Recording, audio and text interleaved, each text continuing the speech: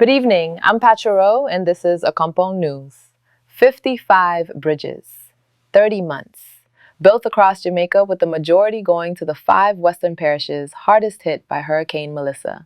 The government calls it the Accelerated Bridge Program, and it was announced as a partnership between Jamaica and the United Kingdom.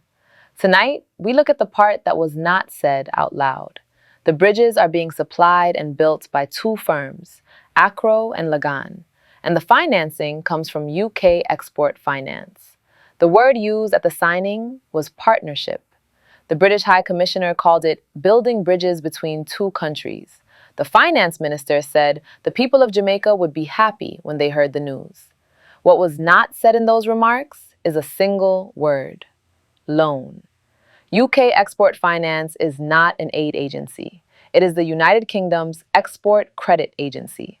Its purpose, by its own description, is to help British companies sell abroad by lending money to foreign governments, on the condition that the money is spent on British goods and services.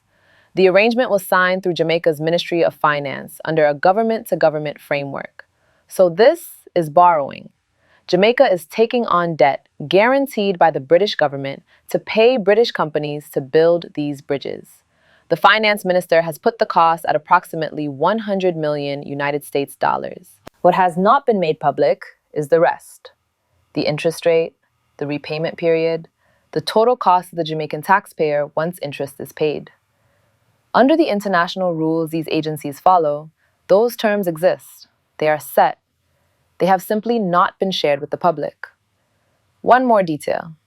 This program was first signed in January of last year, before Hurricane Melissa. At that time, the urgency was tied to Hurricane Beryl and Tropical Storm Rafael. The bridges have since been reintroduced as part of the Melissa recovery. The need is real, but the deal is older than the storm now being used to explain it. Accompong News raises one question, and we raise it plainly.